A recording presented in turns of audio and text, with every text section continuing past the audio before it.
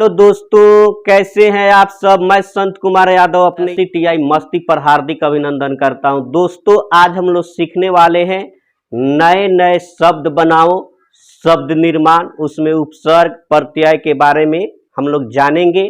सभी भाषाओं के मूल शब्द में कुछ न कुछ जुड़कर नए नए शब्द बनाए जाते हैं। सभी भाषाओं में मूल शब्द होते हैं और उन्हीं मूल शब्दों में कुछ जोड़कर क्या मतलब उपसर्ग जोड़कर, प्रत्यय जोड़कर हम कुछ नए नए शब्द बनाते हैं। ठीक है, और उनसे जो नया शब्द बनता है उसको हम लोग कहते हैं यौगिक शब्द। समझ गए यौगिक शब्द किसे कहते हैं?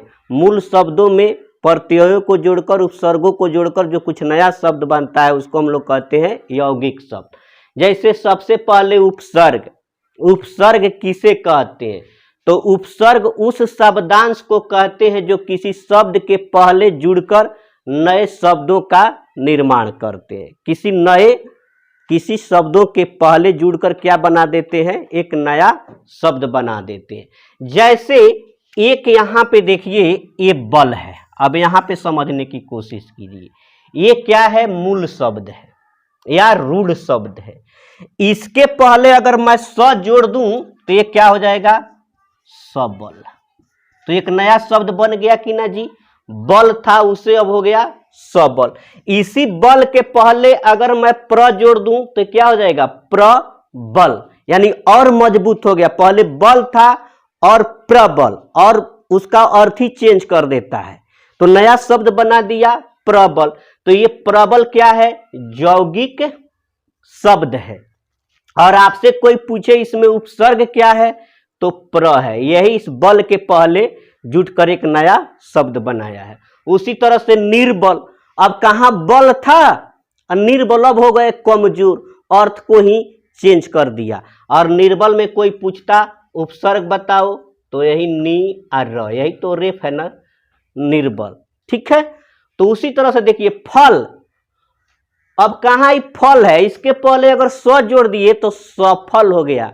फल खाने वाला, अब सफल सफलता जो परीक्षा में पास करते हो वहां लेकर चला गया, अर्थ ही चेंज कर के पहले स जुड़कर क्या बना दिया? सफल बना दिया, एक नया शब्द बना दिया। उसी तरह से विफल। अब विफल किसी काम में फेल हो जाना, उसी को तो विफल कहते हैं। कहां फल था और उसके पहले वी जुट गया तो ये हो गया विफल। तो समझ रहे इसका अर्थ। उसी तरह से यहाँ हार है।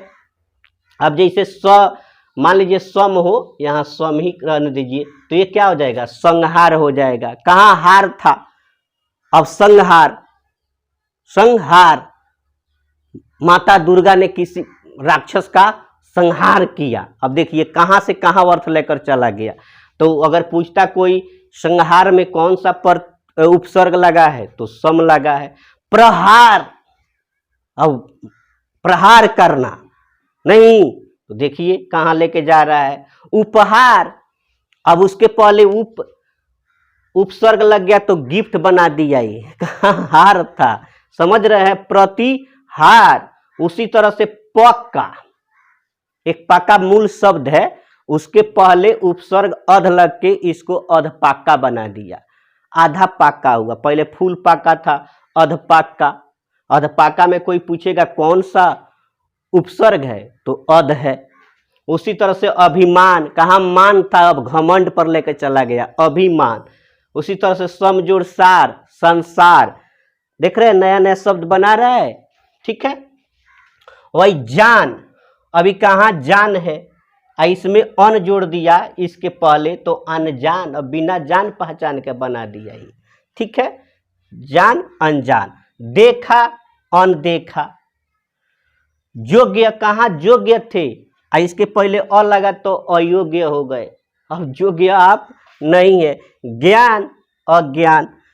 पात्र सुपात्र। अनपढ़, कहाँ पढ़ था, इसके पहले अन उपसर्ग आया तो इसको अनपढ़ गंवार बना दिया। प्रकाश, काश था, उसके पहले प्र जोड़ दिए तो प्रकाश। देश प्रदेश, कहाँ लेके चला जा रहा है, अर्थ ही चेंज कर देता है। देश स्वदेश। शांति अशांति। तो प्रत्यय उस शब्दांश को कहते हैं जो किसी शब्द यानी मूल शब्द के अंत में जुड़कर नए शब्द का निर्माण करते हैं। प्रत्यय दो तरह के होते हैं, एक कृत प्रत्यय, एक तदित प्रत्यय। कृत प्रत्यय कहाँ लगता है? क्रिया या धातु के अंत में, और तदित प्रत्यय कहाँ लगता है? संज्ञा सर्वनाम विशेषण के अंत में।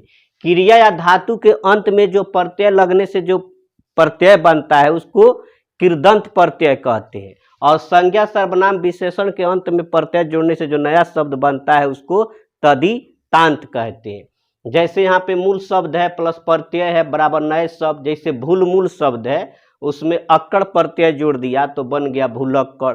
उसी तरह से झगड़ालू है तो इसमें आलू प्रत्यय, टिकाऊ आऊ प्रत्यय, सब पढ़ेंगे कैसे प्रत्यय निकालेंगे। मरियल, तो ये कृत प्रत्यय का उदाहरण है क्योंकि वर्ब में जुटा हुआ या धातु में जुटा हुआ है। ये तदित प्रत्यय का उदाहरण है, जैसे बुढ़ा जो है उसमें पा जोड़ दिए हो तो बुढ़ापा, जुआरी, सोनार, ये सब हम लोग पढ़ रहे हैं।